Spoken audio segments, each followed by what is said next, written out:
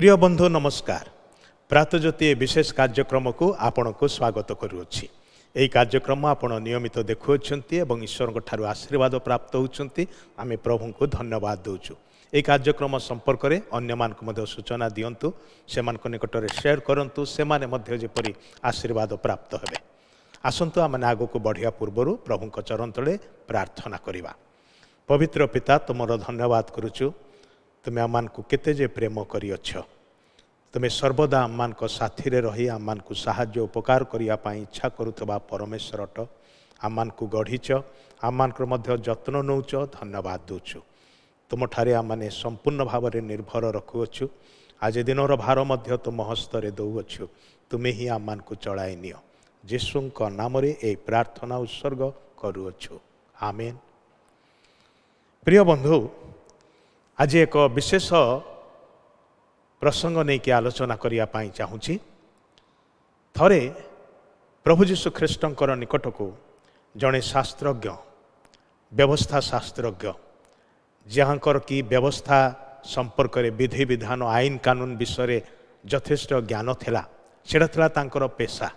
आउ से यीशु निकट को आसी पचारिले अनंत जीवन पाइबा पाई मते कौन करने को हब, मु कौन कले अनंत जीवन पाइबी। गोटे प्रश्न से पचारिले जोटा कि आज आम मैंने प्रत्येक पचारिबा आवश्यक। कारण यही जो जीवन रे आम मैंने बंचीचु ताहा एबे अच्छी एबे नाही। बड़ क्षणभंगुर जीवन कह जाए जे मनुष्य जीवन पानीर फोटका परी एबे अच्छी एबे नाही। केतेबेले ताहा चली जीव केही हेले कहि पारंते नाही। आम मैंने आउ केते वर्ष बंचीबु बोली ग्यारंटी दे पारिबो नाही। कारण आम मानकर जीवन ईश्वरंकर हस्ताधीन अटे।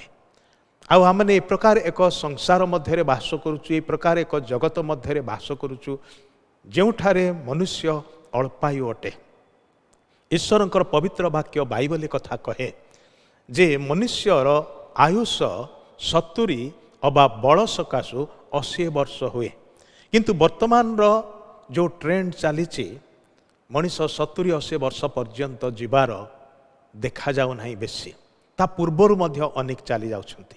दुखर विषय जे युवा अवस्था थिबा लोक माने मध्य ए पृथ्वी छाड़ी चली जाउछंती। मनुष्य जीवन केते अत्यल्प हो पड़ी। मनुष्य जीवन केते क्षणभंगुर हो जाइछि। किंतु एई जो व्यक्ति मनरे एक इच्छा अच्छी, एक आकांक्षा अच्छी, एक उद्देश्य अच्छी। से चाहूना यही 2 दिनिया जगत रे 2 दिन पाई केवल रहिबे। तांकर इच्छा अच्छी अनंत जीवन मु केमिति पाइबी। कारण मनीष ए प्रकार भाव में तैयारी होइछि। आम मानकर शरीर अच्छी, प्राण अच्छी, आत्मा अच्छी। ये 3टी विषय आम माने गढ़ा जाइछु। ईश्वर आम मान को ए प्रकार भाव में गढ़ी। शरीर प्राण आउ आत्मा बास करे तहिरे मनुष्य जीवित मनुष्य भाव में चल प्रचल हुए। किंतु जेतेबेले मृत्युरे प्राण आत्मा मनुष्य शरीर बाहरी जाए सेतेबेले विच्छेद घटे आ मनुष्य मरीगला बोलिकी कहा जाए। किंतु प्राण आ आत्मा ध्यान दियंतु ताहा मरे नाही। सेथिपाई तार निमंते एक अनंतकालीन स्थान आवश्यक आउ ताहा परमेश्वर करिसेंती। ईश्वरंकर वाक्य रे आमाने कथा शिखुचु देखुचु जे मनुष्यर मृत्युटारे 2टी स्थान अच्छे। गोटे हूँ कौन स्वर्ग एवं आउ गोटे हूँ नरक। स्वर्ग रे परमेश्वर सहित अनंत काल रहिबार निमंते एवं नरक हूँ से स्थान जंत्रणार स्थान, दंडर स्थान जोठिकी ईश्वर विहीन होइकी ईश्वर ठारू विच्छिन्न होइकी लोक माने शयतान तार पतित दूत माने सेठिकी जिबे। तेबे यही लोकटी पचारुछंती अनंत जीवन पाइबा पाई मते कौन करने को हब।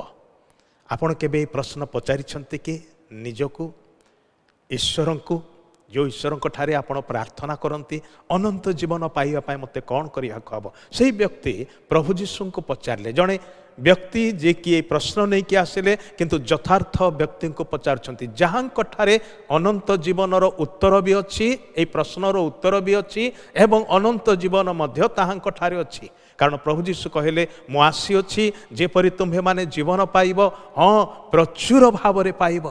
ପ୍ରଚୁର ଜୀବନ ଅନନ୍ତ ଜୀବନ କେବଳ ପ୍ରଭୁ ଯୀଶୁ ଦେଇପାରନ୍ତି। ସେଥିପାଇଁ ସେ ଆହ୍ୱାନ କରନ୍ତି, ହେ ପରିଶ୍ରାନ୍ତ ଭାରଗ୍ରସ୍ତ ଲୋକ ସମସ୍ତେ ମୋ ନିକଟକୁ ଆସ, ମୁଁ ତୁମ୍ଭମାନଙ୍କୁ ବିଶ୍ରାମ ଦେବି। ଯେ କେହି ତାହାଙ୍କଠାରେ ବିଶ୍ୱାସ କରେ ସେ ବିନଷ୍ଟ ହୁଏ ନାହିଁ, ମାତ୍ର ଅନନ୍ତ ଜୀବନ ପ୍ରାପ୍ତ ହୁଏ। ଈଶ୍ୱର ତାହାଙ୍କର ପୁତ୍ରଙ୍କୁ ଏହି ଧରାପୃଷ୍ଠକୁ ପଠାଇଲେ, ଯେପରିକି ଆପଣ ଏବଂ ମୁଁ ତାହାଙ୍କଠାରେ ଭରସା ରଖିବା ଦ୍ୱାରା, ତାହାଙ୍କର ପ୍ରାୟଶ୍ଚିତ ବଳିକୁ ସ୍ୱୀକାର କରିବା ଦ୍ୱାରା, ବିଶ୍ୱାସ କରିବା ଦ୍ୱାରା ଆମେ ଯେପରି ଅନନ୍ତ ଜୀବନର ଅଧିକାରୀ ହୋଇପାରିବା। ପୃଥିବୀରେ ତ ଆମମାନଙ୍କର ଦିନ ଅଳ୍ପ ମାତ୍ର, କିନ୍ତୁ ସେଇଠି ଆମମାନେ ସରିଯାଉନାହୁଁ। ମନେ ରଖିଥାନ୍ତୁ, ଏକ ଅନନ୍ତ କାଳ ଅପେକ୍ଷା କରୁଛି। ଆଉ ସେ ଅନନ୍ତ କାଳ ବଞ୍ଚିବାର ନିମନ୍ତେ ଅନନ୍ତ ଜୀବନ ଆବଶ୍ୟକ, ଯେଉଁ ଜୀବନ ସ୍ୱୟଂ ପରମେଶ୍ୱର ଆପଣା ପୁତ୍ର ପ୍ରଭୁ ଯୀଶୁ ଖ୍ରୀଷ୍ଟଙ୍କ ଠାରେ ଏବଂ ତାହାଙ୍କ ଦ୍ୱାରା ଦେଇଅଛନ୍ତି। ସେଥିପାଇଁ ଈଶ୍ୱରଙ୍କର ପବିତ୍ର ବାକ୍ୟ ବାଇବଲରେ ଏ କଥା ମଧ୍ୟ ଲେଖା ଅଛି, ଯେ ପୁତ୍ରଙ୍କୁ ପାଇଅଛି, ଯେ ପ୍ରଭୁ ଯୀଶୁ ଖ୍ରୀଷ୍ଟଙ୍କୁ ପାଇଅଛି, ସେ ଜୀବନ ପାଇଅଛି। ଅପରପକ୍ଷରେ ଯେ ପୁତ୍ରଙ୍କୁ ଅର୍ଥାତ୍ ପ୍ରଭୁ ଯୀଶୁ ଖ୍ରୀଷ୍ଟଙ୍କୁ ପାଇନାହିଁ, ସେ ଜୀବନ ହିଁ ପାଇନାହିଁ। ଭାଇ ଭଉଣୀମାନେ, ଆଜି ଆପଣଙ୍କର ମନର ଏହି ପ୍ରଶ୍ନର ଉତ୍ତର ପ୍ରଭୁ ଯୀଶୁ ଖ୍ରୀଷ୍ଟଙ୍କ ଠାରେ ଅଛି। ତାହାଙ୍କଠାରେ ବିଶ୍ୱାସ କରନ୍ତୁ, ନିଶ୍ଚିତ ରୂପେ ବିନାଶରୁ ଉଦ୍ଧାର ପାଇବେ, ନରକର ଦଣ୍ଡରୁ ମୁକ୍ତ ହେବେ ଏବଂ ଈଶ୍ୱରଙ୍କ ସହିତ ବାସ କରିବାର ନିମନ୍ତେ ଅନନ୍ତ ଜୀବନର ଅଧିକାର ପ୍ରାପ୍ତ ହେବେ। ଆଜି ଆମମାନଙ୍କର ସମୟ ଏଠି ସରି ଆସିଛି। ପରବର୍ତ୍ତୀ ସମୟରେ ପୁଣି ଆମମାନେ ଏହି ସମ୍ପର୍କରେ ଆଲୋଚନା କରିବା। ତେବେ ଆସନ୍ତୁ ପ୍ରାର୍ଥନା କରିବା।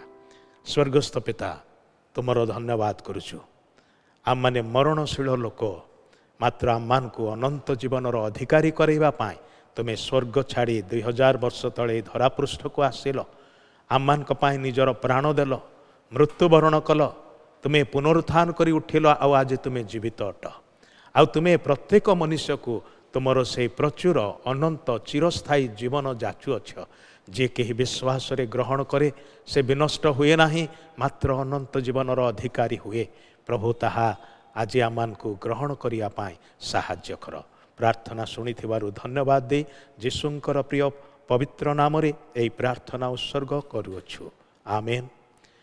ଏତେବେଳେ ପିତା ଈଶ୍ୱରଙ୍କର ଗଭୀର ପ୍ରେମ, ପ୍ରଭୁ ଯୀଶୁ ଖ୍ରୀଷ୍ଟଙ୍କର ଅସୀମ ଅନୁଗ୍ରହ ଓ ଦୟା, ପବିତ୍ର ଆତ୍ମାଙ୍କର ଚିରନ୍ତନ ଶାନ୍ତି, ଶକ୍ତି, ସୁମଧୁର ସହଭାଗିତା, ଶିକ୍ଷା ଓ ଚେତନା ଏବେ ପୁଣି ସଦାବେଳେ ଆମମାନଙ୍କର ପ୍ରତ୍ୟେକଙ୍କ ସହିତରେ ସାରା ବିଶ୍ୱରେ ଥିବା ଖ୍ରୀଷ୍ଟାଶ୍ରିତ ପ୍ରତ୍ୟେକ ଭାଇ ଭଉଣୀଙ୍କ ସଙ୍ଗରେ ରହି ସାହାଯ୍ୟ ଓ ଉପକାର କରନ୍ତୁ। ଆମେନ୍। ଧନ୍ୟବାଦ। ପ୍ରଭୁ ଆପଣଙ୍କୁ ଆଶୀର୍ବାଦ କରନ୍ତୁ।